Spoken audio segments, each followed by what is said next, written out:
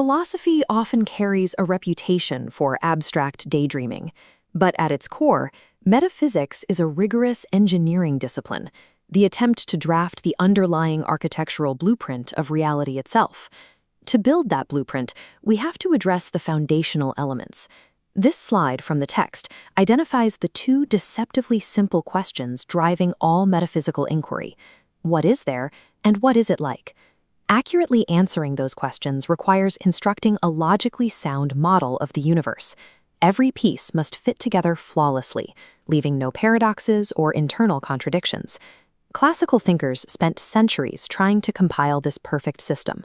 They mapped the stars, defined physical matter, and categorized human thought.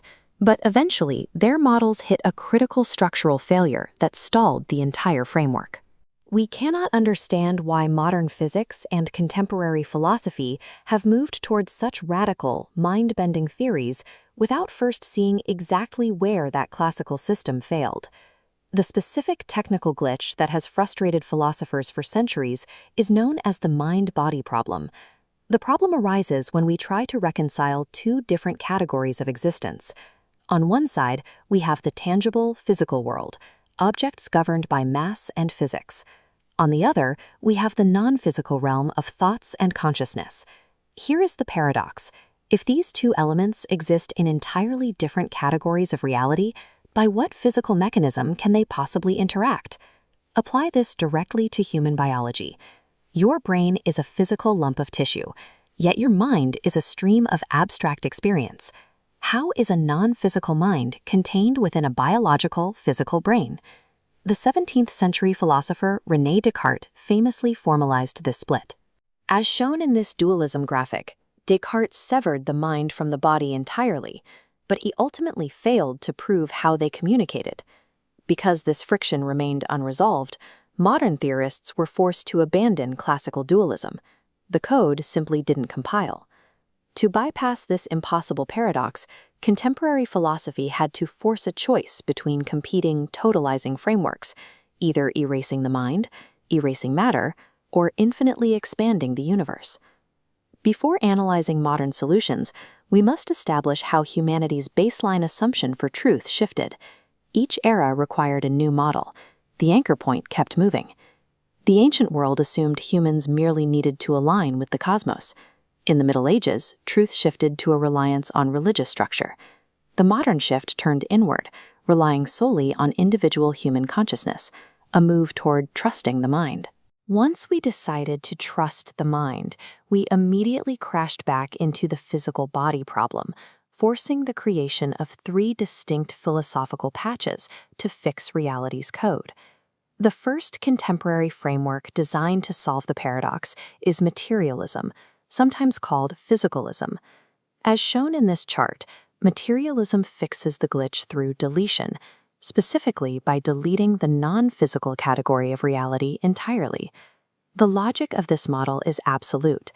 Everything that exists is strictly the byproduct of matter, energy, and physical processes.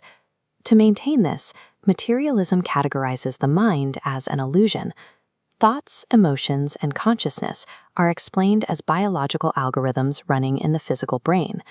The major vulnerability of this framework is that it struggles to explain the subjective, qualitative feeling of being alive using only mathematical physics. Materialism achieves a perfectly consistent system, flattening reality into pure mechanics and sacrificing the uniqueness of the human soul to make the math work. The next approach takes the exact opposite path to fixing the bug, the framework of idealism. Looking at the center column here, idealism performs an inverse deletion, eliminating the physical world and claiming that reality is entirely non-physical. It operates on the radical premise that the physical world does not exist independently. It is merely a product of our thoughts, perceptions, or experiences. In this model, the mind is the only true vessel. Physical objects are just sensory data being rendered by our consciousness. While this protects the primacy of human consciousness, it is highly counterintuitive to our everyday experience of a hard, unforgiving physical world. Idealism solves the interaction problem by rendering matter an illusion, securing the mind's dominance but isolating humanity entirely within its own perceptions. The third framework attempts to solve philosophical bottlenecks not by deleting elements, but instead by multiplying reality, the multiverse. This theory, listed in the right column, proposes that multiple, perhaps infinite, universes exist simultaneously alongside our own. Instead, this framework bypasses ancient metaphysical traps, such as Aristotle's search for a single first cause or unmoved mover. By removing the limit of a single timeline, the multiverse allows for infinite variations of physical laws, constants, and histories to play out concurrently. The drawback is that while the model makes logical sense mathematically, it remains completely untestable by physical observation. The multiverse model circumvents the need for a single, perfect reality model by suggesting that all possible iterations of reality exist somewhere at once. We can apply these classical architectural models to a heavily debated tech philosophy of the modern era, simulation theory. This question from the text provides the synthesis for our entire lesson. What is the connection between simulation theory and Descartes' mind-body dualism? The premise of simulation theory is that our universe is computational output running on a higher-level, unseen system. The parallels are direct. In simulation theory, the hardware, the server running the simulation, acts exactly like the physical, material realm in classical dualism. Meanwhile, the software, the reality experienced by the user, is the equivalent of the non-physical mind of classical dualism. Simulation theory functions as a digital reskin of 17th century Cartesian dualism, rebranded with Silicon Valley terminology. When we attempt to map the limits of reality, we inevitably collide with the exact same philosophical boundaries recognized hundreds of years ago. We have followed the intellectual journey from Plato's forms to Descartes' split, straight through to modern multiverses and digital simulations. Metaphysics remains an active, ongoing engineering problem, the persistent attempt to understand existence itself.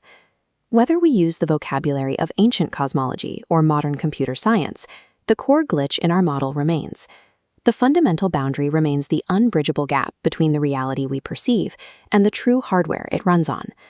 Until we can definitively answer what is there, every reality we build or believe we live in is ultimately just a theory.